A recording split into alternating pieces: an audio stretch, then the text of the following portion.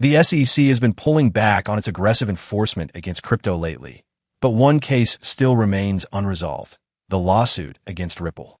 Why is this case dragging on while others are being dropped or settled? Pro-XRP attorney Jeremy Hogan has an interesting explanation. Over the past few weeks, the U.S. Securities and Exchange Commission has taken steps to pause or even dismiss some of its cases against crypto firms. This shift has led many to wonder whether Ripple will soon reach a settlement as well. But according to Hogan, the situation isn't that simple. The biggest obstacle, he argues, is an injunction imposed by Judge Analisa Torres in her August 2024 ruling. This injunction prevents Ripple from offering XRP to institutional investors without an SEC exemption. In Hogan's view, this injunction is a major sticking point in any settlement negotiations. So why doesn't Ripple just challenge the injunction? That's where things get complicated. Under Rule 60 of the Federal Rules of Civil Procedure, a company can request relief from a judgment if there was an error or if new facts emerge.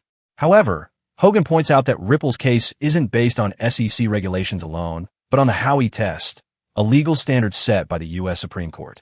Because of this, arguing that the SEC's shifting stance on crypto should nullify the injunction may not be an easy task.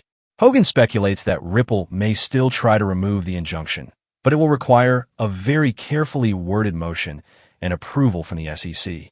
This process could take months, possibly extending into April or May 2025. Now, what does this mean for Ripple and XRP investors?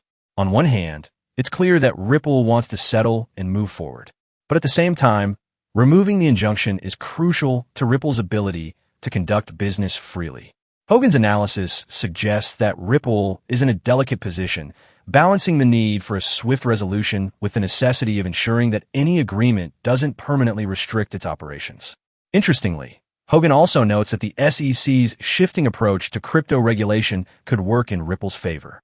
If the regulator shows a willingness to be more flexible, Ripple might have a stronger case to dissolve the injunction sooner rather than later.